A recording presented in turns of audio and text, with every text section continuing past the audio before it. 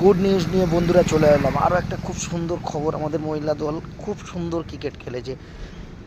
প্রীতিকা রাওয়াল থেকে শুরু করে, হরমনপ্রীত কৌর থেকে শুরু করে এবং স্মৃতি মান্দানা, জিমিকা রড্রিগেজ এবং হারলিন দেওয়াল, রিচা ঘোষ,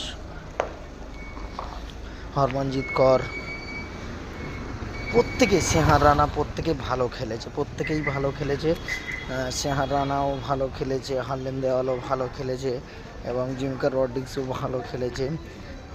নাথার্স ভাই, Australian cricketer unable Sutherland 9 over 5 বল করে 40 রান দিয়ে 5টা উইকেট নিয়েছে। ভাই আউটস্ট্যান্ডিং বোলিং করেছে এই বলারটার জন্য। আজকের ইন্ডিয়া 10 থেকে 20 রান কম করেছে ভাই।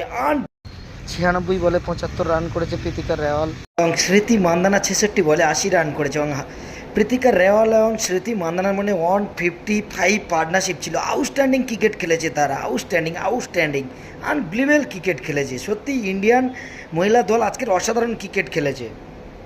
হারলিন দেওয়াল থেকে শুরু করে, হরমনপ্রীত কৌর থেকে শুরু করে, রিচা ঘোষ এবং হরমনজিৎ কৌর প্রত্যেকেই ভালো ব্যাট করেছে। আজকের ইন্ডিয়ান ক্রিকেটের মহিলা দলের মহিলারা প্রত্যেকেই ভালো খেলেছে, কি বলবো।